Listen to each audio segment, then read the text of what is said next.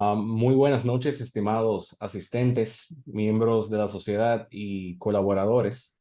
En la tarde de hoy, la Sociedad Dominicana de Geología, SODOGEO, se viste de gala para presentar la charla sobre fluorescencia de rayos X en la República Dominicana, pasado, presente y futuro, determinación de tierras raras, por el físico químico Moisés Álvarez. El señor Moisés Álvarez posee una licenciatura en física con laude de la Universidad Nacional Pedro Enrique Sureña, UNFU, el equivalente a una maestría en filosofía de la Universidad Complutense de Madrid, UCM, y actualmente se encuentra trabajando en su tesis doctoral en lógica y filosofía de las ciencias de la Universidad de Salamanca, con el tema Percepción social de la ciencia y la tecnología en la República Dominicana. Pertenece a la Carrera Nacional de Investigadores en Ciencia, Tecnología e Innovación, año 2019, como investigador científico, categoría titular, área Ciencias Físico-Químicas, Aplicaciones y Fronteras, Ciencias de la Tierra y el Espacio, del Agua y de la Atmósfera, Matemática y Ciencias de la Computación, Educación Científica y Matemática Educativa. Ministro de Educación Superior, Ciencia y Tecnología y es Premio Nacional de las Ciencias a científicos dominicanos, el cual le fue otorgado este año. En lo que se refiere a su vida como investigador científico, tiene publicaciones en revistas internacionales indexadas en inglés y con revisión de pares en las áreas de instrumentación electrónica nuclear y fluorescencia de rayos X, de energía dispersiva, por dispersión de longitud de onda, por excitación radioisotópica y con tubos de rayos X. Además, fue pionero en el país y en la región en el uso de la reflexión total y la microsonda de rayos X. También tiene en su haber un sinnúmero de otros artículos en revistas, publicaciones, estudios y presentaciones en cambio climático, protección de la capa de ozono, energías renovables, uso de celulares inteligentes y tabletas como herramientas de adquisición de datos en laboratorios de física y estudios de percepción de la ciencia y la tecnología y del cambio climático. Desde fines de la década de los 80 hasta el año 2000, la UNFU, a través de su laboratorio de fluorescencia de rayos X y bajo su dirección, se destacó tanto a nivel nacional como internacional, llegando incluso a ser contratado varias veces como experto del Organismo Internacional de Energía Atómica para la instalación de los laboratorios de fluorescencia de rayos X de diferentes países de la región latinoamericana como Venezuela, Perú y Bolivia. Además, también fue contratado para impartir un curso sobre fluorescencia de rayos X en la empresa CDG Benalum, la mayor planta de producción de aluminio primario en Latinoamérica, en Puerto Ordaz, Venezuela. Es miembro de número de la Academia de Ciencias de la República Dominicana desde el año 1995. Ha pertenecido a su directiva varias veces y actualmente es el coordinador de la Comisión de Ciencias Básicas y Tecnologías y su tesorero. También pertenece a la Comisión de Educación y a la Comisión Internacional de dicha institución. Entonces, sin más preámbulo, les dejo con nuestro presentador del día de hoy, el señor Moisés Álvarez. Muchas gracias, Omar. Entonces vamos a empezar con esto. Como ustedes podrán ver ahí en la primera lámina, lo que vamos a hablar de la fluorescencia de rayos X, vamos a ver el pasado, su presente y futuro en la República Dominicana y vamos a ver algunas aplicaciones, entre ellas al final la determinación de tierra rara. Lo primero bueno, aquí está una breve, un resumen de lo que vamos a ver. Vamos a ver el desarrollo de la fluorescencia de rayos X en diferentes sitios, pues ya lo mencionó Omar al principio. Dispersión de longitud de onda, que es la primera, por cierto, desde el punto de vista histórico. Después vinieron otras más, de excitación radioisotópica, tuvo rayos X, reflexión total, microsonda de rayos X, o lo que sería microscopio de rayos X. Y desde esto empezó, ya había de antes equipos de fluorescencia de rayos X, pero en la industria minera, como veremos. Y vamos a presentar diferentes aplicaciones: medio ambiente, análisis de muestras biológicas, minerales, rocas, aleaciones, aplicaciones industriales, aplicaciones biomédicas, arqueología, que ahora tenemos también, vamos a ver un equipo al final que estamos instalando en la UNFO actualmente, y en la determinación de tierras raras. Vamos a hacer hincapié en esta última aplicación porque hay un interés particular últimamente en las tierras raras, como veremos. Vamos a ver la ventaja de esta técnica respecto a otras técnicas, principalmente la gente de química aquí me van a entender un poco más. Y vamos a ver cómo se ha desarrollado la instrumentación en el tiempo. Ustedes van a ver cómo ha cambiado la tecnología. Entonces, empecemos primero por ver qué es la fluorescencia de rayos X. Es algo relativamente simple. Aquí lo vemos. Fíjense, hay tres partes principales. Está la fuente. Las fuentes pueden ser rayos X, de un tubo de rayos X. Puede ser un tubo de alta potencia, como era al principio. Puede ser un tubo de baja potencia. Ahora hay tubos muy pequeños, ustedes lo verán. Se ha avanzado bastante en estos últimos años. La fuente también puede ser radioisótopo, como veremos. También pueden ser generadores de partículas, aceleradores de partículas. Pueden ser protones, puede ser radiación sincrotrónica, que lo que hace es que excitan la muestra. Este es lo que permite, la fluorescencia de que permite análisis elemental, no permite compuestos como otras técnicas. Pero una de las grandes ventajas que tiene es que no es destructiva. Te puede poner, veremos, te puede poner una muestra y no hay otras técnicas, por ejemplo, como la radiación por neutrones, que deja radioactiva la muestra. Además de que usted necesita un reactor nuclear para poder hacer eso, o un generador de neutrones, que por cierto son bastante peligrosos. Si usted utiliza, que se llama un reactor nuclear y excita la muestra con neutrones, deja la muestra radioactiva. En este caso no. Usted hace, y no es como otro tipo de espectroscopía, por ejemplo, absorción atómica, lo que conocen absorción atómica, que también hay que destruir la muestra y que ahí siempre hay que convertirla en líquido o en gas. Lo mismo sucede también con la cromatografía. Y como les dije, esto es lo que permite analizar elementos de manera no destructiva y en muchos casos no invasiva. Esa es una de las grandes ventajas que tiene. Entonces, uno irradia la muestra con una fuente, ya sea de rayos X, producido, como les dije, por tubo o por fuente radioactiva, por ejemplo, el cadmio 109 o el hierro 55 o el americio 241. Usted excita la muestra, veremos cuáles son las diferentes aplicaciones. La muestra al excitarse, el electrón, ustedes saben, aquí estamos utilizando el modelo de Bohr, al excitarse, deja un vacío, el electrón, que es ocupado por otro electrón y produce fíjense, aquí en este caso produce un fotoelectrón en mitad de la lámina de la derecha, produce un fotoelectrón, por eso no nos interesa a nosotros, lo que nos interesa es este rayo X que se produce en la parte inferior. Entonces, ¿qué uno determina? Uno determina el rayo X a través de unos detectores. Los detectores han variado mucho y depende del equipo que utilice. Lo veremos también aquí en esta presentación. Esos rayos X usted los detecta. Hay unos detectores, como les digo, especiales. Y hay dos cosas. La energía de rayo X permite identificar qué elemento usted está excitando. Eso es uno. Y la intensidad, o sea, la cantidad de fotones que le llegue, o la intensidad del rayo X, está relacionado con la concentración. En algunos casos, esta relación es lineal. En otros casos no, y se hacen los ajustes de lugar. Vamos a ver las diferentes formas de ajuste. Entonces, resumiendo esta parte, la fluorescencia de rayos X en general es una técnica analítica multielemental, no permite compuestos, no es invasiva, y hay tres partes.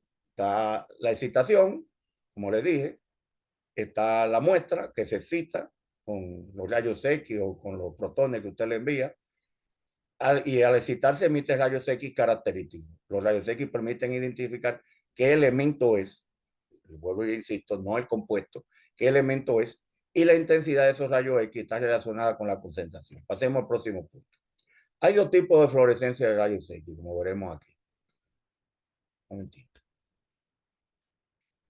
Es la que se llama de dispersión de longitud de onda, que te la tenemos arriba, y lo que se llama de energía dispersiva. ¿Cómo funciona? Vamos a verlo con cierto detalle. El tubo de rayos X excita la muestra directamente. Hay un cristal que hace el papel de una rejilla de difracción. Eso es como los CD. Ustedes han visto que los CD, bueno, ya casi nadie usa CD. Si cuando usted le pone a la luz, produce, si usted lo inclina, dependiendo de la inclinación que le dé, produce un arco iris, o sea, diferentes colores. Eso mismo pasa con el cristal. El cristal agarra la radiación que viene de la muestra y dependiendo de la posición que tenga el cristal, salen en una cierta dirección rayos X de una cierta frecuencia, de una cierta energía.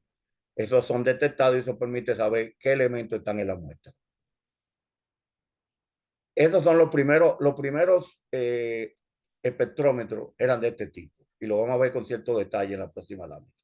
La segunda forma, que es más, tiene ciertas ventajas también. Hay una fuente que puede ser radioisotópica, puede ser tubo rayos X también.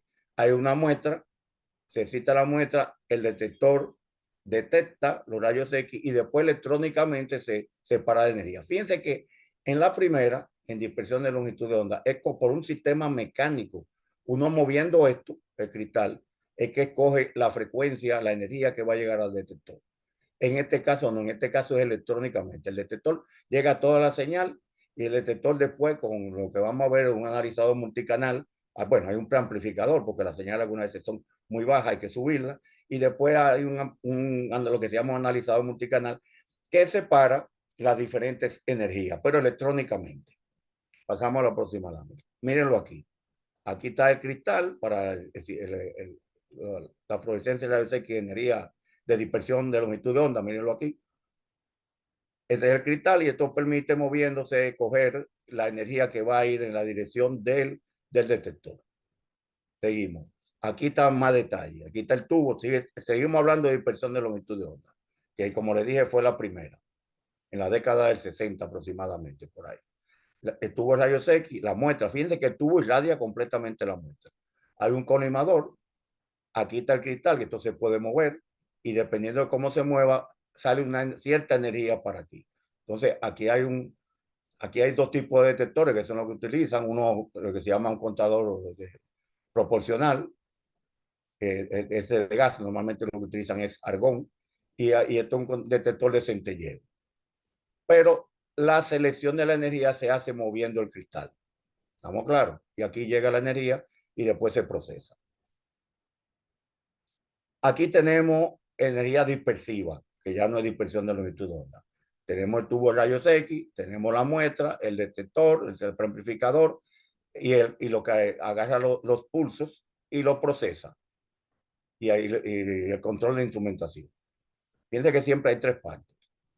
La fuente, la muestra y el detector. En el primer caso, como les dije, echamos un poquito para atrás, es mecánico. En este caso ya es electrónica que se hace la separación.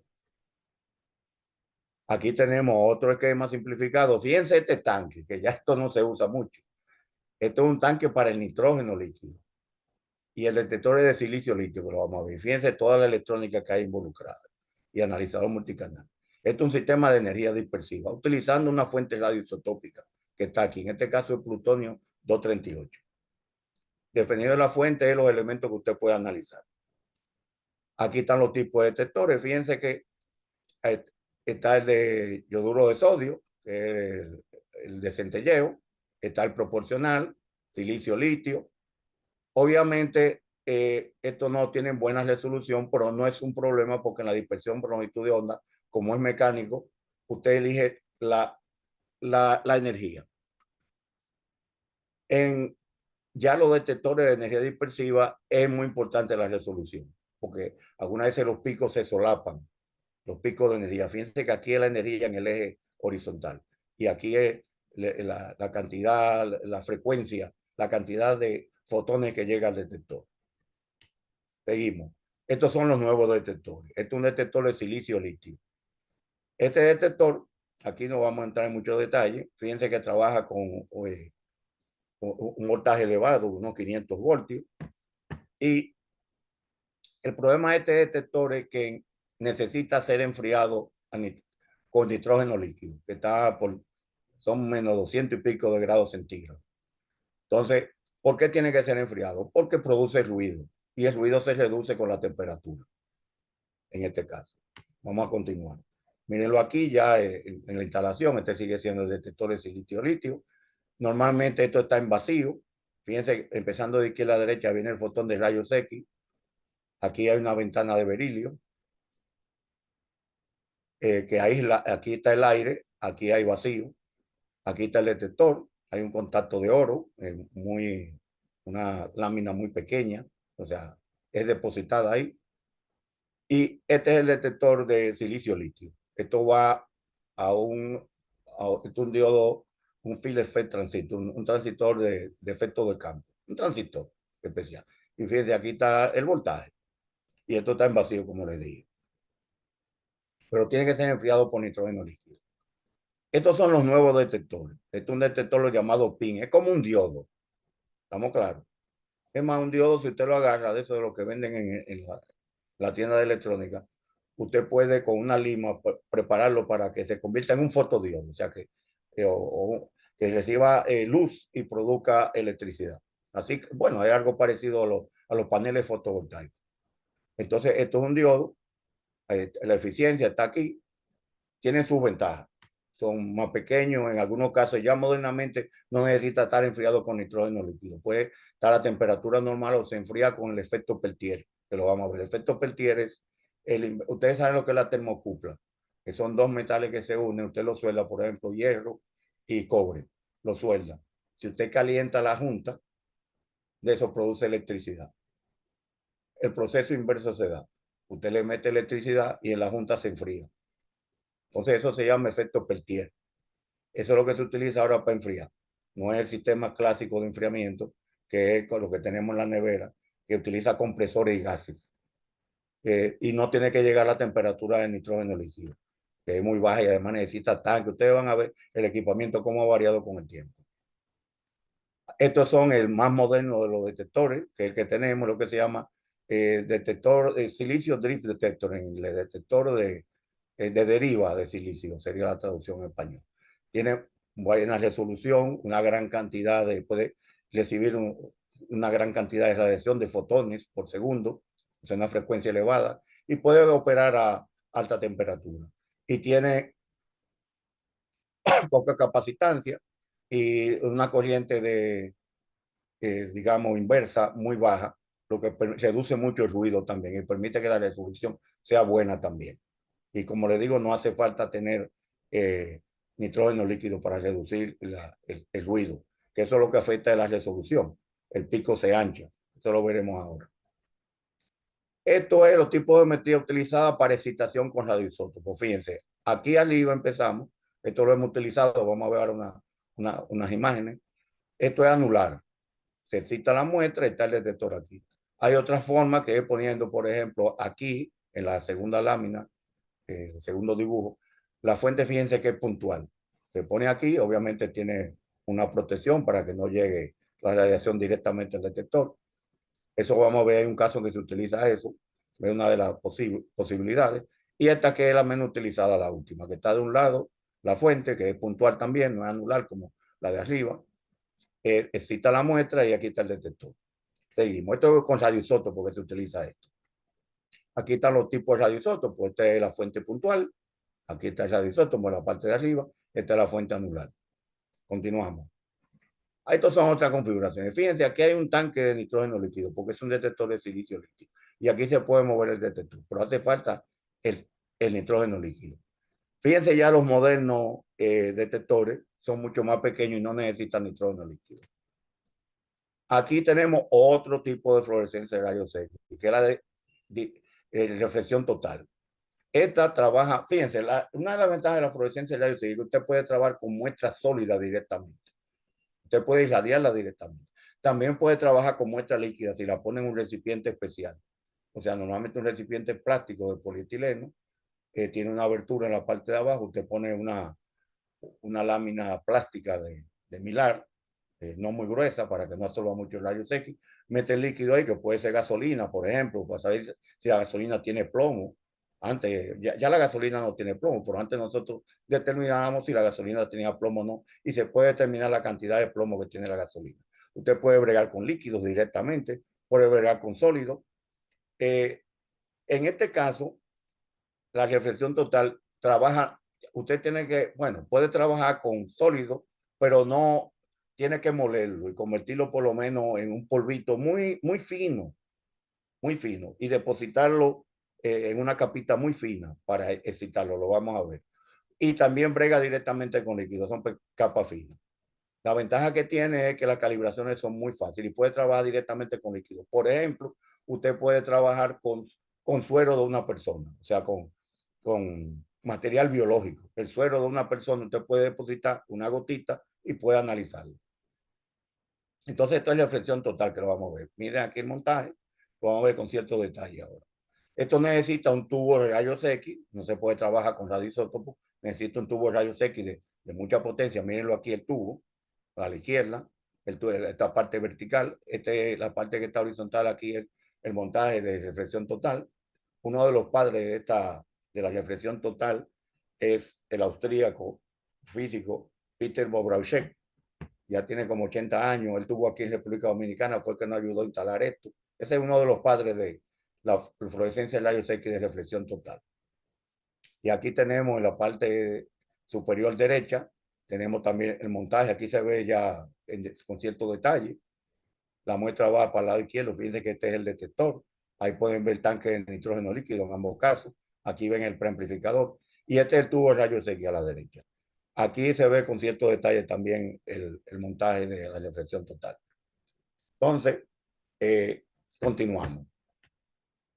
Esto es uno relativamente portátil ya, de fluorescencia de rayos X, que utiliza una excitación por radioisótopo por izquierda, pero está enfriado con nitrógeno líquido, porque usa un detector de silicio-litio o germanio hiperpuro, que son los semiconductores que se utilizan normalmente como detectores. En ambos casos necesita nitrógeno líquido.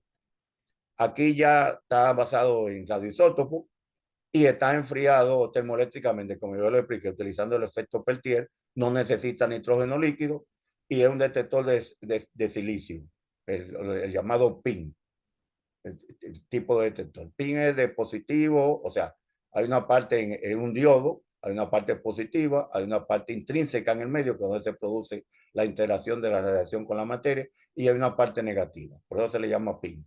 Positive, intrínseco y negativo. Es como un diodo convencional, lo que pasa es que permite detectar radiaciones. Aquí tenemos un espectrómetro portátil. Aquí no se ve tanto con detalle, pero en un lado está el tubo que excita y el detector. Eso se utiliza, también está enfriado termoeléctricamente. Eso se utiliza para, vamos a ver, para análisis de muestras culturales, pinturas, murales, etcétera. Aquí hay otro tipo de excitación, que es por partículas. Eso es lo que fíjense, se llama PICE, Particle Induced Ray Emission. Análisis de emisión de rayos X por inducción de partículas. Las partículas pueden ser iones, partículas alfa, que son iones de helio, átomos de helio ionizados, pueden ser protones. Yo tuve la oportunidad de trabajar en Inglaterra en el 94. Muchos de ustedes no habían nacido todavía. Era un generador Van der Graaf, un generador de alto voltaje que producía iones y irradiaba la muestra. Ahí llegamos a poner algunas muestras.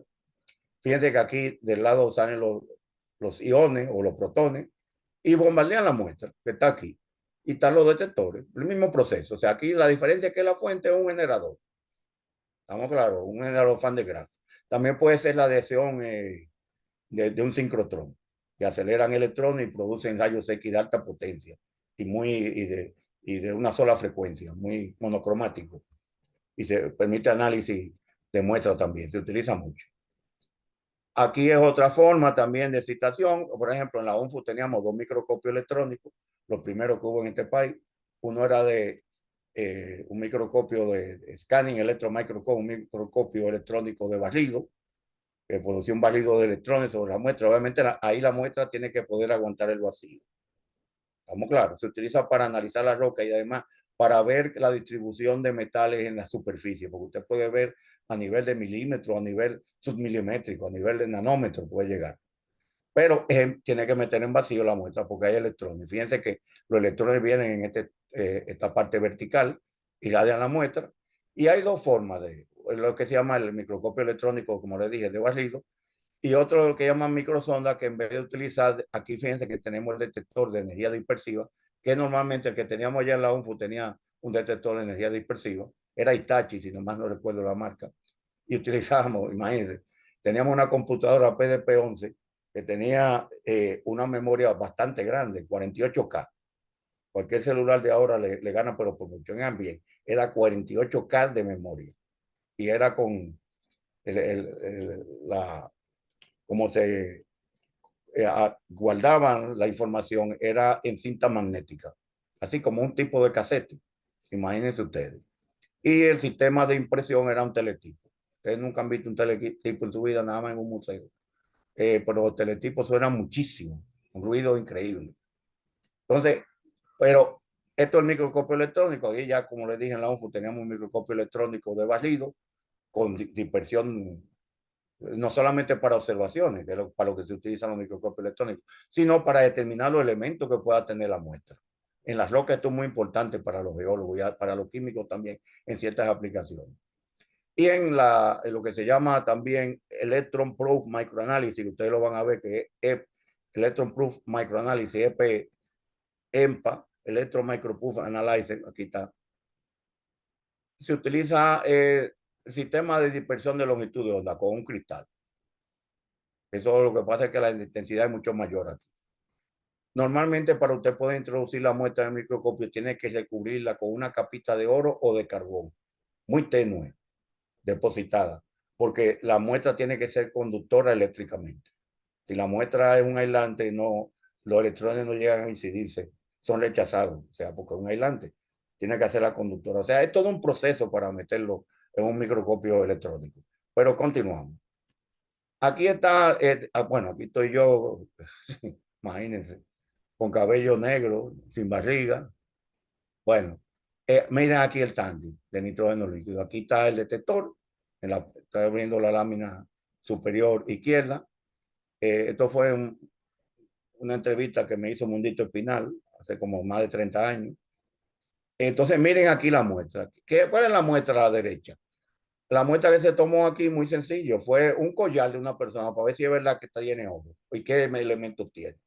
Y eso se hace en un momentito, sin tener que, por ejemplo, si fuera un análisis químico convencional, usted tiene que diluir la muestra, tiene que raparla un poco, o sea, un análisis destructivo, tiene que diluirla en ácido y después meterla en absorción atómica. Es un proceso largo y tedioso. En este caso, usted, yo le decía a la gente para hacer la prueba, parte del espectáculo, pásame este collar. Entonces tú agarrabas el collar, lo ponías ahí, o puede ser un anillo de boda, un anillo de graduación, lo que sea, para ver los elementos que tiene.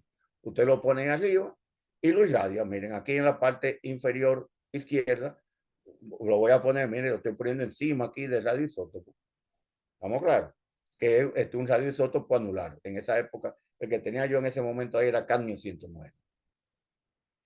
Aquí se ve parte del equipo. Fíjense, aquí estaba el tubo de rayos X, pero no estaba utilizando tubo de rayos X. Aquí se ve en la parte superior derecha el preamplificador. En la parte derecha, ya parte cubierto, está el detector. Y aquí está el tanque siempre presente en esa época de nitrógeno líquido. Aquí vemos la muestra que vamos a poner ahí y la ponemos. Bueno, ahí se lladeaba la muestra. Aquí yo estoy ya, fíjense que esto está del otro lado de la pared, el equipamiento. En el lado derecho, aquí hay una pared, en el lado derecho. Aquí está el equipamiento y los equipos de procesamiento de datos están del otro lado. Aquí estamos del otro lado. Ese soy yo, con los lentes de la época que eran así. Entonces, miren aquí, todo ese equipamiento electrónico, ese es el analizador multicanal, el que está detrás de mí, toda la electrónica. Eso ocupaba un cuarto entero, señores. Eso era como la primera computadora, que cualquier celular de ahora a la ENIAC le da 200.000 patadas, como diríamos nosotros. Y era con válvulas y un calorazo en esa época. Estos no eran de válvulas en transistores, pero eran equipos diferentes. Y costaba un dineral, ni hablar. Un tubo de rayo X enfriado por agua, porque estamos hablando de kilowatts de potencia. Y aquí está el espectro, una computadora. Aquí esas líneas, esos picos que ustedes ven, son los elementos. O sea, en el eje horizontal, dependiendo de la energía, uno lo calibra. Obviamente pone elementos conocidos y ve dónde salen las líneas. Normalmente es una calibración lineal. ¿No es? Y la intensidad, o sea, la altura del pico está relacionada con la concentración. En algunos casos, la relación es lineal. O sea, que uno puede calibrar uno puede poner una muestra estándar que conoce cuál es el elemento y la concentración y pone una muestra desconocida. Si es el mismo elemento y le da una intensidad doble, significa que tiene el doble de concentración. Eso en el caso de que haya linealidad.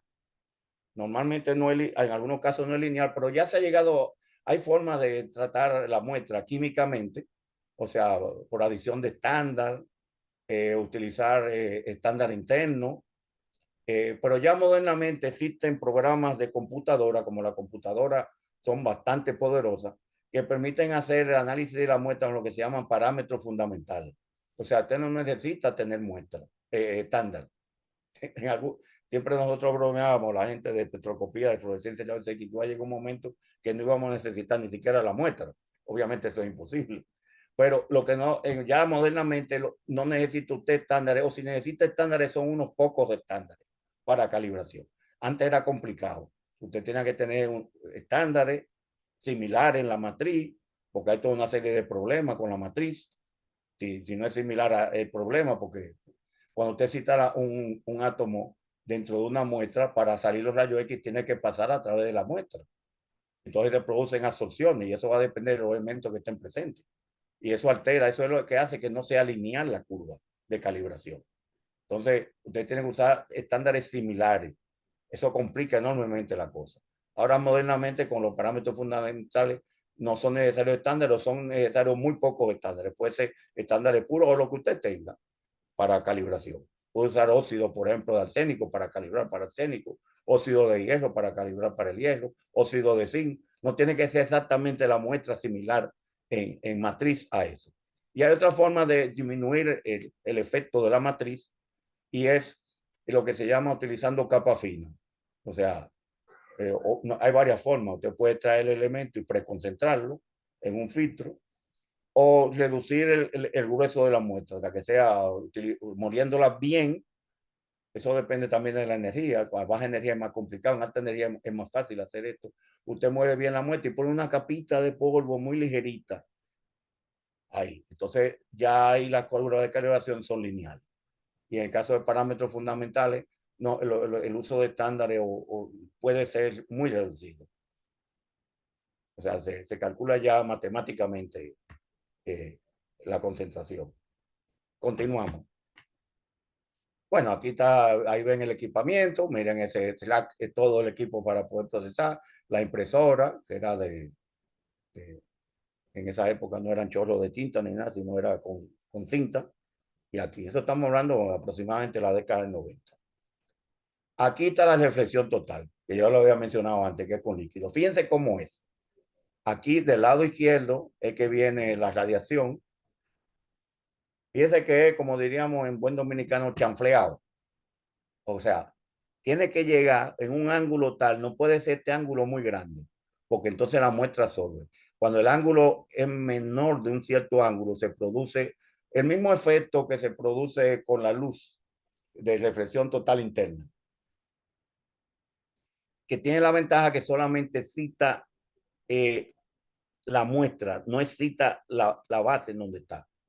La base normalmente lo utiliza son cuarzo puro o se utilizan materiales plásticos que tienen que ser especiales que no tengan contaminación. Entonces aquí uno pone una capita fina, ya sea polvo bien molida la muestra, pero fíjense, hay que procesarla, hay que hacer la molida. O la disuelve, ahí los químicos saben de eso bastante bien. Uno siempre normalmente trabaja junto con los químicos. Aquí hay un trabajo multidisciplinario y ustedes van a ver que se trabaja con otro tipo de gente, también con gente de cultura y todo eso, y con médicos también, cuando hay aplicaciones biomédicas.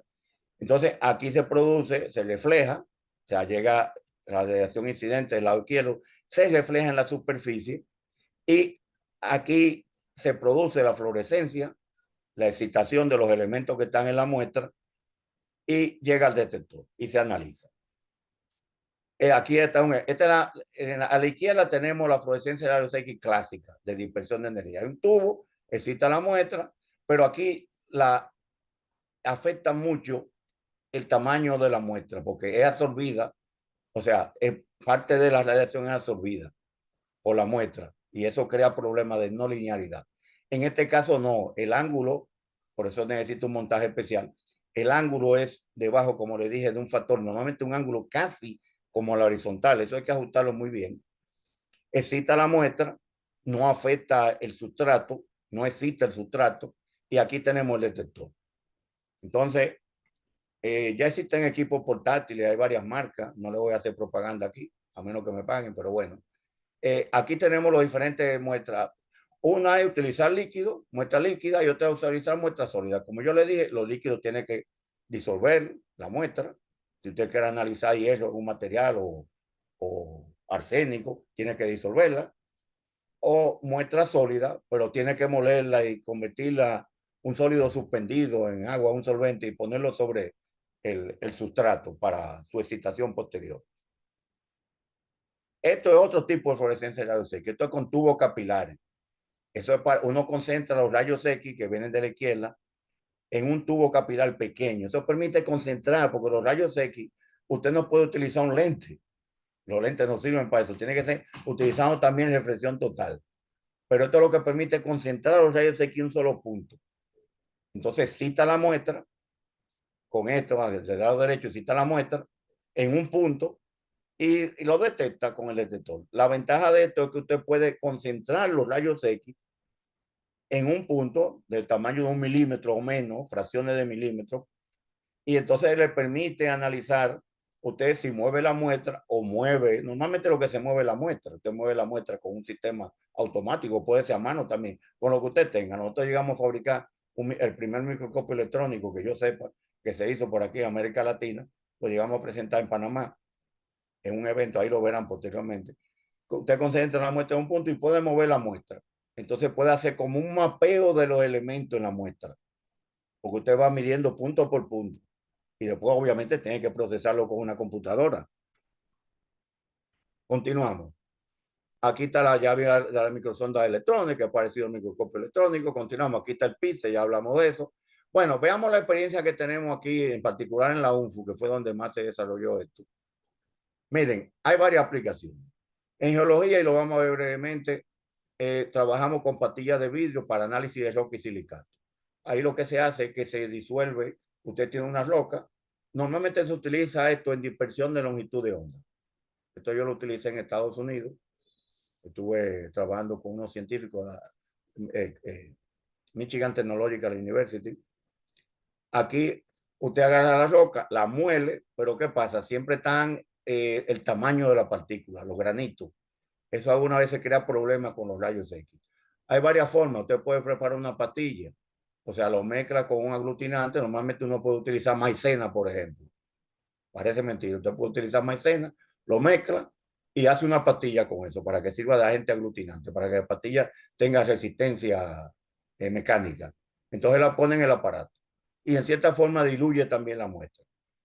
Otra forma mucho mejor es hacer pastillas de vidrio. Usted utiliza un fundente, tetraborato de litio, lo que se utiliza normalmente en esto, funde la roca, produce un vidrio y lo excita después por fluorescencia de rayos X de dispersión de energía o de dispersión de longitud de onda. En el caso de Estados Unidos fue por dispersión de longitud de onda. Otro caso fue muestra de vanadio en muestra de petróleo. Esto es una aplicación en arqueología, porcelana china en dinastía Ming, que lo vamos a ver, eso con radioisótopos. Ahora estamos trabajando en artefactos culturales, lo vamos a ver posteriormente aquí. En medio ambiente, perdón, en medio ambiente, determinación de mercurio a nivel de traza. Aquí se utilizó reflexión total, porque eso permite el análisis de líquidos. Esto fue en el 97. Determinación de plomo en vajilla. La vajilla, muchas veces hay que tener cuidado con la vajilla, porque la vajilla lo que utilizan eh, para como esmalte, algunas veces contiene plomo. Entonces eso es un problema. El plomo es contaminante. Si usted le echa, por ejemplo, vinagre, el vinagre es ácido acético. Sale el plomo y usted se lo come. Y el plomo se acumula en los huesos. Entonces, y lo mismo el mercurio también. Entonces, bueno, aquí determinación del plomo está. Mercurio en sedimentos. Nosotros descubrimos que en la bahía de Samaná, y eso fue por un galeón que se hundió hace un tiempo en la época de la colonia, hay parte de la bahía de Samaná que tiene mercurio. Mercurio metálico, que no es tan peligroso. El problema es cuando por biología se produce metilmercurio, que entonces pasa la cadena trófica, puede pasar los pescados, los camarones, los moluscos, y ahí puede contaminar a la persona. También se utilizó la reflexión total, como les dije, que es cómoda para los líquidos, para determinación de metales pesados a nivel de traza en agua estarina. Esto fue en Colombia, pero fue que el equipo de nosotros, de la UNFU. En biología, determinación de plomo y calcio en leche. Ahí lo hacíamos en leche en polvo. También se puede utilizar leche materna. Usted saca la leche del seno. Ustedes saben que si a usted acostumbra, lo que hemos estado casados y tenemos mujeres embarazadas, o hemos tenido mujeres embarazadas, las mujeres le sacan la leche del seno y usted la puede liofilizar. ¿Qué es liofilizar? Eso es, te lo mete en vacío y, y, y se convierte en sólido. Entonces usted puede preparar pastillas con eso y determinar el plomo, perdón, el potasio y el calcio en la leche materna. También elementos traza en la leche, eso utilizando radioisótopos.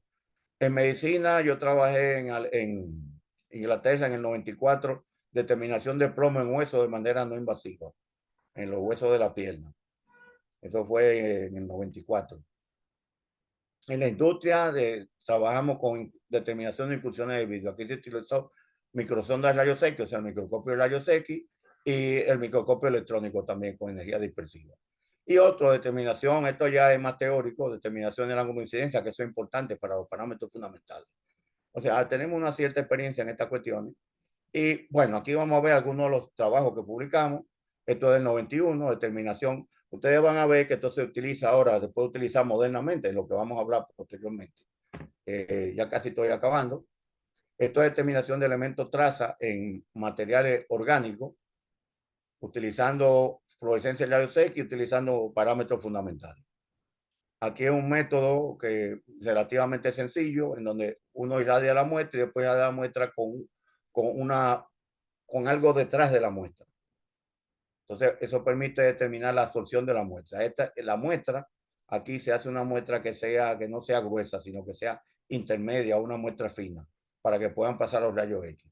Con eso uno determina la absorción de la muestra y puede corregir. Y eso le permite linealizar la curva de calibración. Así poniéndolo en palabras simples. No es nada complicado. Aquí tenemos un espectro característico, por ejemplo, esto es material orgánico en leche. Aquí vemos el potasio, el calcio, el hierro, el zinc, que es importante desde el punto de vista nutritivo, y aquí otra serie de elementos, circonio, bromo, rubidio, etcétera. Usted puede determinar si hay mercurio en la muestra o si hay plomo también. Esto es el método que yo desarrollé en el 90 de fusión de vidrio para analizar rocas y silicatos. Aquí la determinación de mercurio por reflexión total. Aquí estamos nosotros con un grupo de venezolanos también con el cual trabajamos. Recuerden que yo instalé el equipo de fluorescencia rayos X allá en Venezuela y entonces intercambiábamos científicamente. Yo iba allá, yo venía acá, el doctor Eduardo Griff y Laszlo Sajo. Aquí estoy yo, instalamos está Peter Orachek, que es el papá de esta técnica. Bueno, ya sería el abuelo con 80 años. Aquí está un ejemplo de mercurio en esa muestra. Aquí tenemos en lo que vamos a trabajar ahora. Ya en eso, estamos hablando de todo el 92. Esto es porcelana Ming, porcelana china. ¿Cómo llegó aquí? Es toda una historia. Déjame ver si la tengo aquí. No, yo la resumí, pero déjame explicarlo. Esa porcelana llegó aquí, miren, eso es porcelana, lo blanco. Pero el azul es cobalto. Entonces, ¿cómo llegó esta porcelana aquí? Pues muy simple. Los españoles la traían por lo que se llamaba desde Filipinas, del otro lado, por el Pacífico. Creo que era el expreso de Filipinas, así se llamaba. Venían los barcos, traían varias cosas, entre ellos porcelana china, que era muy, muy apreciada en Europa. Entonces, llegaban a México. Recuerden que no había canal de Panamá. Entonces, a lomo de mula la movían para este lado, para el Caribe. Entonces, otro barco la recogía y la llevaba a España. Pero ¿qué pasa? Tenía que pasar por aquí, obviamente. O sea, por la ruta, si lo ven en un mapa. Lo agarró un huracán, uno de estos barcos se hundió y ahí tenemos la porcelana china. Aquí uno tiene hasta que aprender chino. Miren en la parte derecha, aquí ven los ideogramas chinos. Ahí le dice que es porcelana china, de dinastía Ming. En la dinastía Ming habían Chen Hua y Chen Te. Bueno, ¿y de qué sirve eso? Saber que es Chen Hua, Chen Te. Muy simple. Analizando el cobalto y las impurezas. Primero, si usted analiza la porcelana por las impurezas, usted puede saber si es chino de verdad o lo que se llama un fake o es falso. Y eso con una simple inspección. Déjame ver si tengo el espectro por aquí. Ah, bueno, aquí se ve, tengo el mapa. Fíjense, del lado izquierdo era que venía en el barco, tenía que pasar por aquí, pero agarró un huracán y nada. Ahí fue donde se hundió, donde ven esa X, aquí al norte de la República Dominicana. Si mal no recuerdo, bueno, era un barco obviamente español. Y bueno, aquí tenemos el Museo Arqueológico, que es donde vamos a trabajar ahora, porque en esta vez nos limitamos a la porcelana china. Mírenlo aquí, el espectro. Fíjense, eso es un espectro que usted lo tiene sin alterar la porcelana, no tiene que destruirla ni nada. Usted simplemente pone la porcelana encima del equipo, lo irradia y en 1000 segundos o menos tiene usted este espectro. ¿Qué vemos en este espectro? Aquí vemos el manganeso y el cobalto. Eso es lo que le da el color a, a la porcelana. El manganeso es una impureza.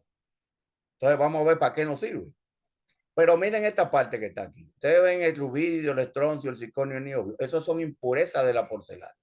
Cuando usted ve este espectro así, este pico de rubidio y estos tres piquitos más o menos del mismo tamaño, eso significa que la porcelana sacaron del mismo sitio de China, porque esos son impurezas de la porcelana, que es caulinita, que es un mineral, y tiene esas impurezas que son características. Si esto sale diferente, así a ojo, a simple ojo, ya usted sabe que no es de China. Será de otro sitio, pero de China no es. Mírenlo aquí, por ejemplo. Usted hace, aquí lo que hicimos fue el cociente del rubidio y el estroncio, la gráfica de la derecha, y aquí el cociente del circonio y el niobio. Fíjense que estos que están aquí, los que tienen este cuadrito, este cuadrado, son falsas. Las otras tienen que dar de esta zona, con esa relación, ese cociente que está aquí, que viéndolo visualmente es simplemente esta, esta imagen. Desde que le sale esa imagen, usted sabe, no es un fake, no es falsa. Si le sale diferente, es falsa. Por ahí otra cosa más importante.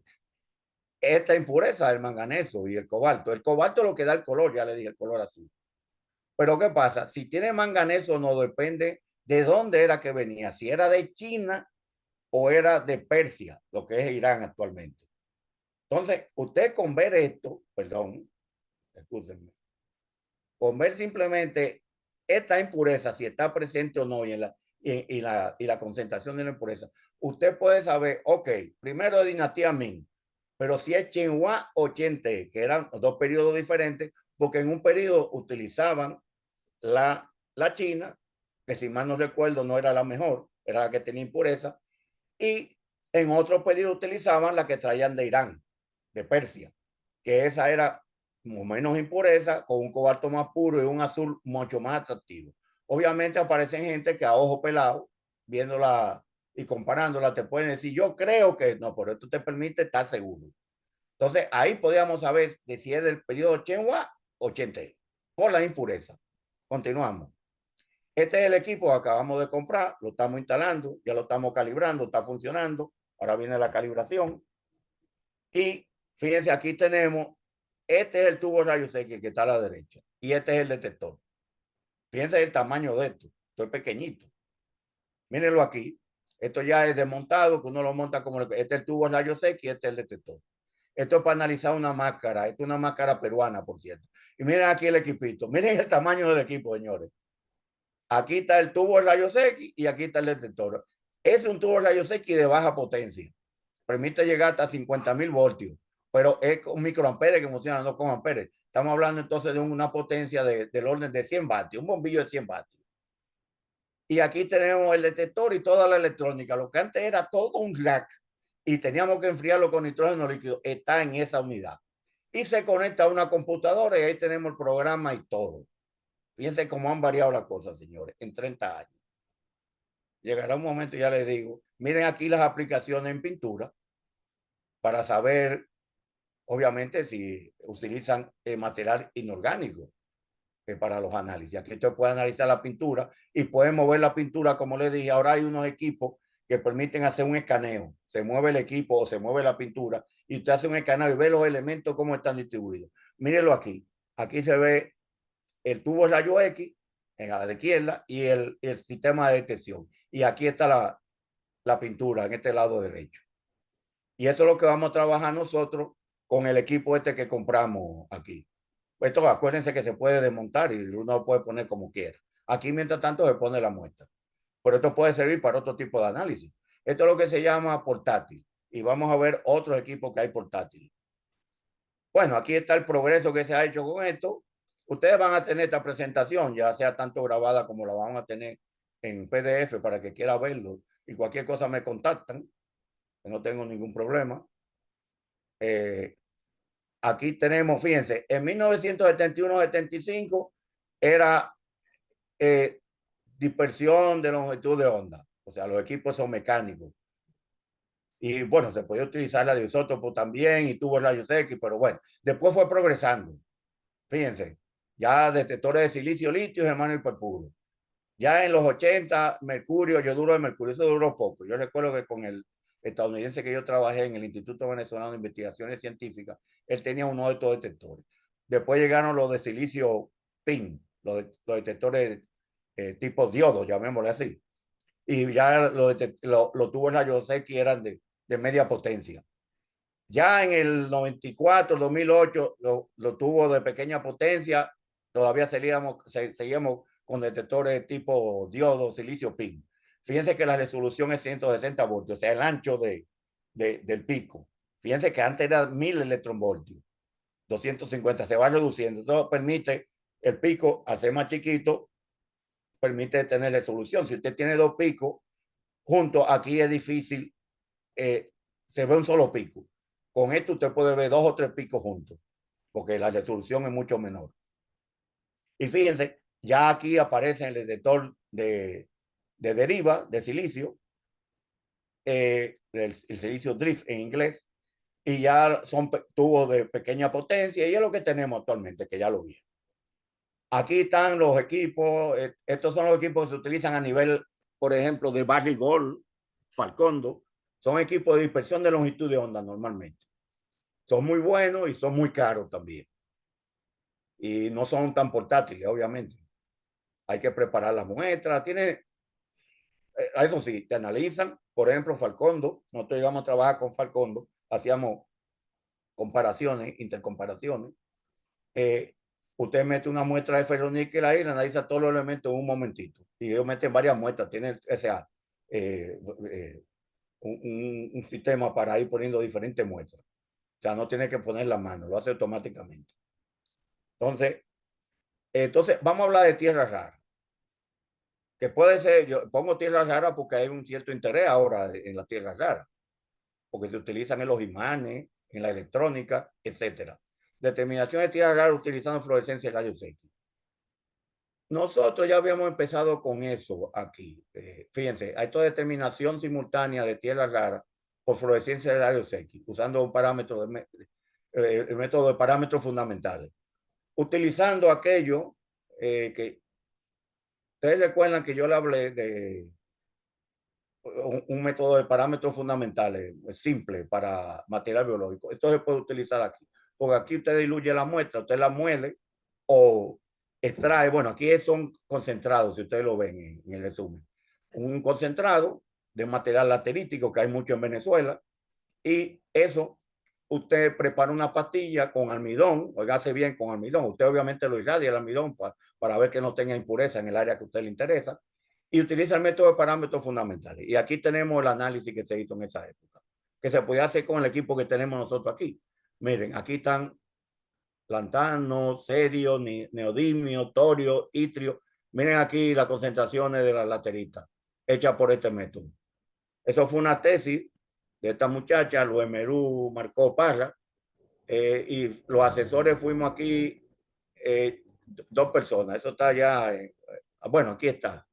El reconocimiento, los autores agradecen al doctor Alvarado y al profesor Moisés Álvarez porque utilizaron ese método. Aquí hacen la referencia a nuestros estudios. Estamos hablando de la década del 90. O sea, pero eso no significa que no se puede utilizar eso ahora modernamente. Aquí es fluorescencia de rayos X, fíjate, esto es 2005. Tierra rara utilizando en roca, utilizando dilución en pastillas de vidrio. El mismo proceso que yo le dije ahorita, hacer la pastilla de vidrio, lo podemos utilizar aquí para analizar tierra rara. y se puede utilizar tanto dispersión de longitud de onda, como es lo que utilizan ellos aquí, estos son unos japoneses, como podemos utilizar dispersión de energía. Ningún problema. También podemos trabajar en eso. Y aquí entramos ya en portátil. El que yo le enseñé de nosotros es portátil, pero un poco grandecito. Fíjense, aquí hay portable, fluorescencia rayos X. Esto es para usted ir al campo y analizar directamente. Estos son depósitos de fosfato con tierra rara. Y ya estoy terminando. Aquí está el equipo. Miren, son unas pistolas que vienen ahora, que tienen un tubo rayo X de baja potencia, un detector, obviamente, de eso, de lo que yo les dije, enfriado por. También se puede utilizar en vez de tubo rayo X y radioisótopo, depende de la aplicación que usted quiera. Tiene una batería. Entonces, fíjense, es una pistola y usted lo pone en el sitio donde usted quiere medir y le dice los elementos que están. Para un análisis cualitativo son excelentes. No tiene que preparar muestras ni nada. Y te puede hacer también un análisis semi-cuantitativo. Y en algunos casos puede ser semi-cuantitativo y cuantitativo. Depende del caso. Eso hay que saber cómo usarlo. Miren aquí el equipo. Aquí lo tenemos a la izquierda. Esto es con una protección, porque hay que tener cuidado con la ventana de berilio. Aquí lo vemos el mismo equipo analizando el suelo. Por ejemplo, cuando hay contaminación por plomo, mercurio, usted lo puede ver inmediatamente. No tiene ni que llevar la muestra al laboratorio. Puede tener una idea de cómo está distribuido y después si quiere confirmar, toma muestra y lo lleva al laboratorio. También usted puede agarrarlo ahí in situ, molerlo y presentarlo al aparato con un recipiente plástico, normalmente de polietileno cilíndrico, abierto por ambos lados. Entonces, por un lado le pone milar, pone la tierrita arriba, una cierta cantidad de tierrita y la analiza. Y puede hacer hasta un análisis semi-cuantitativo o cuantitativo, depende del caso. Con esto acabamos, señores, y pasamos a la pregunta. Espero que les haya gustado. No, perfecto. De mi parte estuvo interesantísimo. Yo no era tan conocedor del tema de los rayos X y las diferentes técnicas que habían.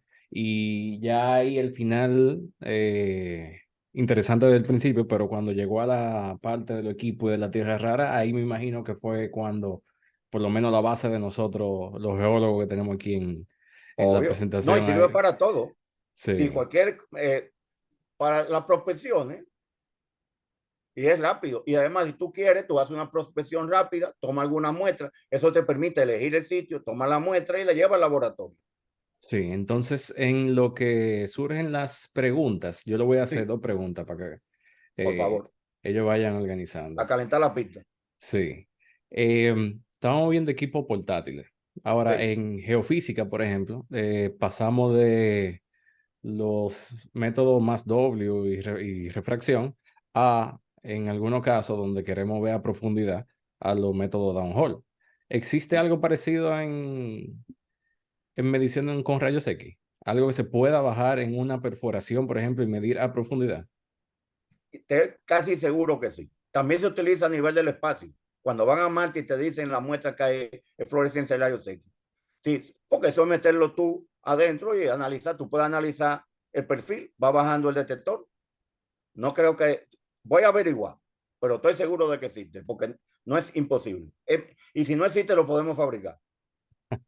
Ok, Así de excelente. simple. Otra Están pregunta. preguntando si quieren hacer preguntas. Pueden hacer la pregunta como quieran. Si tienen acceso al micrófono, lo pueden utilizar el micrófono. Continúa, perdón. Sí, no, yo lo voy a dar, si no veo mucho movimiento, yo lo voy a dar acceso voluntario al micrófono, o sea que el que quiera pueda utilizarlo. Ok. Y entonces, mientras tanto, para la segunda pregunta, es más un mito. Usted sabe que tal vez el usuario común, la relación que usualmente tiene con los rayos X, eso es cuando va al médico. Sí, obvio. Entonces, ¿qué relación tiene el tema de la contaminación radioactiva en este tipo de ensayos? Porque, por ejemplo, cuando uno se va a hacer una placa o va a tomar una placa de alguna parte del cuerpo, lo primero que uno ve cuando se coloca en el sitio que le indican es que el operador se para detrás de una pared que mínimo tiene blo de 8 de grosor. Entonces, esta metodología de análisis, ya sea de campo o en laboratorio, tiene también medidas de seguridad con el tema de la radiación que Sí, producen lógico. la fuente. Sí. lógico, y más antes. Por ejemplo, yo he llegado a trabajar con tubos rayos X de mucha potencia, tú tienes que tener cuidado, obviamente. Y hay dosimetría. Obviamente, cuando tú lo activas, fíjate que había una pared, estaba el equipamiento del lado izquierdo, el procesamiento de datos, o sea, la radiación estaba de un lado, precisamente por seguridad, y el procesamiento de datos del otro. Era un tubo de alta potencia o era radioisótopo. Y los radioisótopos siempre están irradiando, pero ellos están puestos de forma tal que te irradian en una cierta dirección. ¿Estamos claros? Y no es tampoco de mucha energía ni de mucha intensidad. Como quiera, hay que tener precaución. Y más en esa época. Ahora no tanto porque los tubos son de baja potencia. El problema no es el detector, el tubo rayo X. Si tú te fijas, siempre tienes la precaución, te ponen el símbolo de radiación. Pero eso tú te alejas y lo activas. Y ya. Y después que se para un cierto tiempo. Y ya. Y cuando tú entras no hay Exacto. problema. Yo te digo, yo tengo añales con esto y nunca he tenido problema. Los neutrones sí son complicados. Yo conozco varios amigos míos que trabajaron en esa, que murieron de leucemia. Dos por lo menos conozco yo, con los generadores de neutrones. Lo que se utilizan los reactores Ok. nucleares, Sí. cuando usted utiliza análisis por excitación de neutrones, Ujú. es más complicado. Pero en este caso no, porque normalmente hay mucha presión, es baja la intensidad y la energía no es tan elevada, sin dejar de serlo, pero y tú no estás presente. Cuando tú lo activas, por ejemplo, con la pistola, no hay problema. Está protegido con, con blindaje. Ujú. No hay ningún problema con eso. Como quiera, hay Perfecto. que tener precaución. Es lo mejor, por si la mosca. Ya Bien. te digo, yo he estado trabajando con eso y mis hijos son normales. Y hasta ahora no tengo cáncer. Perfecto. Todavía. Eh, la Acabo de dar permiso para quien quiera pueda activar su micrófono y Y hacer aquí veo a preguntas. Miguel. Sí, Miguel tiene una pregunta escrita en el Sí, chat. pues sí, entra directamente. Miguel, yo te lo puedo contestar aquí. Se necesitan estándares. Mira, tú puedes prepararlo. Te explico. En el caso de hay dos formas de prepararlo. Y te voy a decir cuál es la que yo pensaría si tengo que hacerlo. Tú puedes agarrar óxido de lantano. Por ejemplo, déjame ir a la presentación para enseñártelo. Un momentito. Sí. Déjame ver. Oh, ok. ¿Se ve ahí? Ah, ok, compártela, por favor. Déjame ver. Sí, ya se ve. Ya se ve, gracias. Déjame ir Ujú. a una parte que creo que está aquí.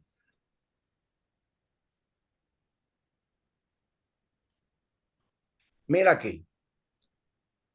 Aquí se utilizó Lue Merú, que esa fue su tesis, creo que de licenciatura en química en Venezuela en ese entonces. Ya ella es doctora y todo eso. Y es una experta en esto también. Eh, Mira, concentración de los estándares artificiales. Tú puedes preparar los estándares. Esa es una de las ventajas. Tú agarras óxido de lantano, óxido de cerio. Obviamente tienes que conseguirlo. No tiene que ser todo. Si tienes todo, mejor. Pueden ser dos extremos de energía. Porque la calibración es lineal. Porque tú vas a trabajar con muestras de capa delgada, como se llama. Y tú puedes utilizar como aglutinante, tú agarras los óxidos puros. Si tiene cobre, por ejemplo, puede ser un cobre puro, titanio puro, hierro puro es difícil porque se oxida. Entonces, tú preparas tu muestra con óxido en la proporción que tú consideras, la mezcla bien y prepara una muestra con maicena de capa fina y puede analizarlo sin ningún problema. Otra forma más segura todavía que yo recomendaría es utilizar pastillas de vidrio. Tú agarras lo mismo, óxido, que eso es lo que yo hacía en Estados Unidos, diferentes óxidos, lo que tú tengas para los elementos que tú quieras analizar, no solamente tierra rara, esto se aplica para todo. Lo funde con un fundente, tetraborato de litio, prepara tu pastilla de vidrio y la irradia. Con eso tú haces la calibración y después tú agarras la roca y la irradia. Y punto. Y con eso tú mides. O sea, no tiene que ser un estándar. Hay estándares, pero son caros una vez y difíciles de conseguir. Y más para países como los nuestros. Eso se puede resolver sin ningún problema, sin necesidad de estándar.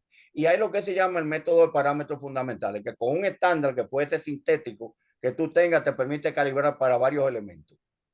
Eso es lo que vamos a utilizar nosotros para el caso de artefactos culturales. Pregunta. ¿Alguna otra Gracias, pregunta? Moisés. Ah, Gracias por esa respuesta. Pues parecería que la metodología entonces se puede usar para ser cuantitativa. Perfecto, sí, sin duda. Es cualitativo y cuantitativo. Bien, Pero tiene que conseguir los socios, perfecto. lo que tú puedas conseguir. Que a diferencia de tú conseguir un estándar que sea exactamente la matriz que tú quieres. Porque, por ejemplo, si es bauxita, o es carbonato, o es no sé qué, es una matriz diferente. Tú tenías que conseguir ese estándar que sea exactamente igual, o sea, que tenga la misma absorción la matriz. ¿Cómo tú resuelves eso? Hay varias formas. Hay formas químicas que es con, ¿cómo se llama? Agregar una cierta cantidad conocida o hacer un estándar interno o convertirlo en capa fina. Por ejemplo, si fuera la reflexión total, tú lo mueles bien y pones el polvito encima del milar y lo irradias. Lo mejor es fundirlo, si tú me preguntas a mí. Tú lo fundes porque ahí se homogeniza todo y no hay problema. El pidio tiene, creo que la mano levantada. sí, ya le di el permiso Ok, perfecto. del El pidio, micrófono. dime. En cualquier momento puede. Ahí. Sí, sí. Sí, Hola. la pistola, muy buenas noches. La Buena. pistola se podría utilizar para análisis en agua, además de sólido. No, sí, podía usarse. ¿Tú sabes cómo? Habría que ver. Tú me estás preguntando. Depende, por ejemplo, si fuera una, ¿cómo se llama esto? De aguas negras o de que hay mucha contaminación. Tú puedes agarrarla con ese recipiente que yo te dije, plástico, que son unos recipientes cilíndricos de polietileno blanco normalmente, de un tamaño de 1 o 2 pulgadas, como un tubito así, cortado. Tú le pones milar, metes el agua ahí y le irradia. Y puede determinar, hay que ver el límite de detección. También puedes preconcentrarla. Tú puedes echarle alguna sustancia química que aglutine, coja eso, lo filtra y analiza el filtro. Okay. Habría que ver si directamente, también tú puedes agarrar el agua directamente y ponerla sobre el aparato. Déjame enseñarte otra vez. Vuelvo a... Mira aquí, por ejemplo. Gracias. ¿Lo ven? Sí, Ok. Mira aquí. Ahí, bueno, ahí no se ve muy claro. Tú pones este aparato, pero imagínate que tú lo rotas 90 grados y encima le pones el recipiente con el líquido. Obviamente con una ventanita de Milagro. O sea, acuérdate que es como un tubito cilíndrico de polietileno blanco y está abierto en ambos lados y uno de los lados tú lo recubres con Milagro y le pones una gomita. Y irradia tu líquido ahí. Si la concentración es muy elevada, lo puede detectar. Se puede calcular el límite. Normalmente los límites de detección están por aquí, por la parte de ppm, más o menos. Puede ser 10 ppm, depende del caso. Si es una contaminación muy grande, lo mide. Nosotros lo utilizábamos para gasolina. La poníamos la gasolina en ese tipo de recipiente y le radiábamos directamente. Y en menos de 1000 segundos, o en 100 segundos, 200 segundos, ya sabemos si tenía plomo o no. Y se puede cuantificar el plomo también. Puede usar la sección de estándar o estándar interno. Eso los químicos dominan bien eso. Y ya uno también que está metido en eso. Eso es una forma. Si es más baja, por ejemplo, si fuera reflexión total, hay equipos de reflexión total, no tan portátiles como estos, pero que tú lo puedes llevar al campo, tú podías analizarlo. Tú agarras, toma el líquido, déjame ver, aquí, déjame ver, déjame buscarlo. Reflexión total, para que veas. Ya hay equipos de esos relativamente portátiles que tú lo puedes llevar al campo. Ay, perdón, déjame ponerlo porque es que aquí tengo muchísimas láminas. Si no, déjame buscarte el equipo de reflexión total para que tú veas y cómo se preparan las muestras. Míralo aquí. Reflexión total te permite en muestra líquida de gata partes por billón. Oye bien, no parte por millón, parte por billón en algunos casos. Bueno, por ahí tenemos, creo que yo puse en un caso cuando trabajamos con mercurio. Déjame ver aquí. Dame un momentito. La calibración se hizo con un rango de 50 a 350 nanogramos por mililitro. Esos son partes por billón, porque son nanogramos, no son miligramos. ¿Usted da cuenta? O sea, y eso es líquido. Pero era usar un tubo de molibdeno de 40.000 voltios y 20 miliamperios. Esos son tubos ya de potencia. Pero se puede, estoy casi seguro que se podía trabajar con, pero esta es reflexión total, ojo. Y simplemente tú agarras y depositas una gotita. En este caso. Ya existen equipos comerciales de esto. Seguimos. Muchas gracias. ¿Alguna otra pregunta por aquí? Cualquier cosa al final de la presentación está déjame ponerlo. Bueno, tienen mi teléfono también que está en el chat. Déjame buscar. Sí, sería bueno que lo ponga de nuevo. Lo pongo de nuevo, no hay problema. Sí, en caso de que Y alguien pongo tenga mi otra correo pregunta. personal también. Los dos. Sí, Cualquier sí. cosa ahí, estoy a su disposición.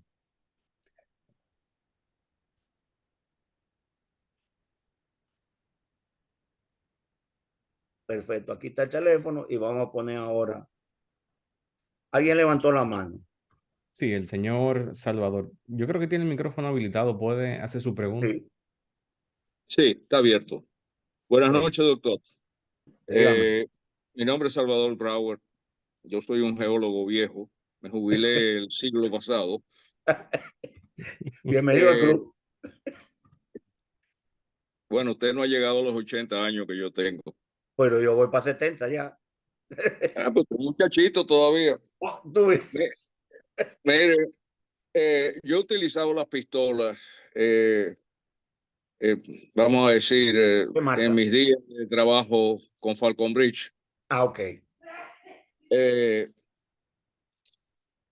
Evidentemente, no siempre las calibraciones eran necesarias o eran exactas, pero me imagino que eso ha ido progresando y se ha ido perfeccionando. Ahora bien, aquí las personas que no trabajan en empresas grandes y que quieren ser prospectors, como se llaman, o gambusinos, no pueden darse el lujo de comprar un aparato de ese tipo, una pistola, porque me imagino que el costo es bien Sí, alto. son miles de dólares, 30.000, 40.000, Sí, correcto, lo que he visto. correcto. Ahora bien, pero si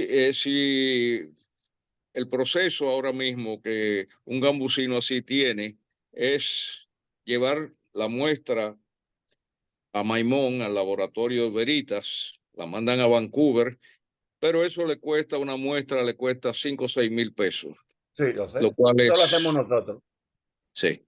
Ahora bien, ustedes, ¿puede la UNFU hacer análisis de tierras raras para personas individuales, cobrándole evidentemente? Sí, sin duda. Lo podemos hacer. Ojo, estamos calibrando el equipo ahora y es para un proyecto de fondo, sí, pero eso viene, lo de tierra rara.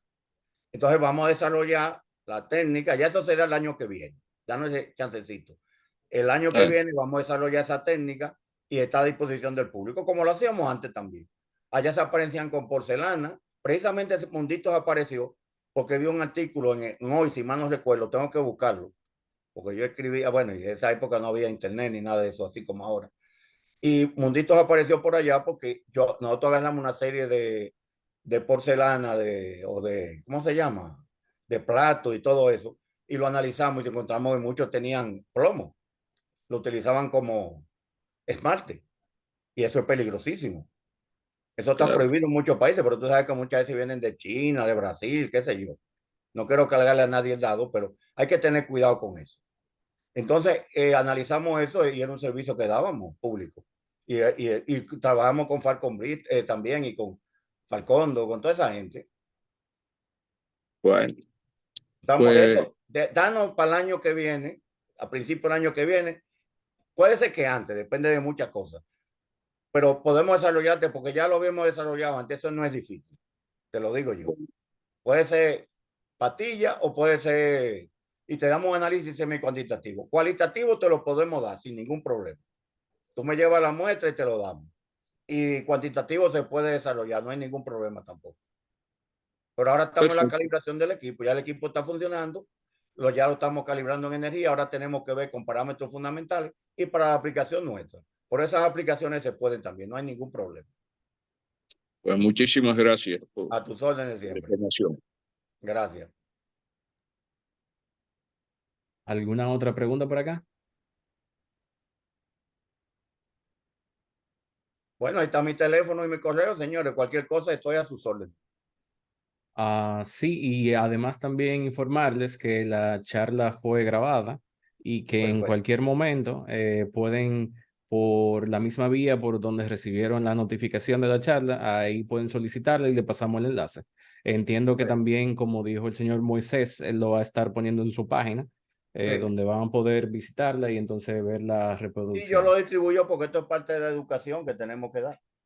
Claro, claro. Aquí nosotros, déjame explicarte, en esa época, 80, 90 y algo, nosotros aún estábamos en primer lugar en estas cuestiones. Después, por otras razones que no vienen al caso ahora de discutir, caímos, pero ahora estoy tratando de resucitar eso, porque ya la edad mía es pasar el batón a otro. A la siguiente generación. Exactamente. No, y de igual manera, una de las misiones de Sodogeo, que es repartir el conocimiento en esta y otras áreas relacionadas a la geociencia, le invitamos a usted también, a todos los asistentes, a que el mes entrante vengan para la próxima charla. Todavía no la hemos definido, pero eventualmente y oportunamente les llegará la información a través de las redes sociales de Sodogeo. Nos pueden seguir por Sodogeo RD. Y cualquier pregunta que tengan la pueden enviar a información@sodogeo. Y si es de esta charla, el señor Moisés puso sus contactos ahí en el chat por si lo necesitan. De igual manera, quiero recordarles que el día 3 de octubre serán las elecciones de Sodogeo. Entonces, para la membresía y también los que quieran unirse, pueden contactar a ese mismo correo, información@sodogeo.org, para obtener información de cómo participar y cualquier otra pregunta que tengan. Nuevamente, agradecer a los asistentes, colaboradores y a ustedes, señor Moisés, por la excelente charla. Gracias. Y desearles que pasen un buen resto de la noche. Señores, muchas gracias. Seguimos en contacto. Gracias a usted. Nos vemos. Gracias. Gracias a todos. Adiós.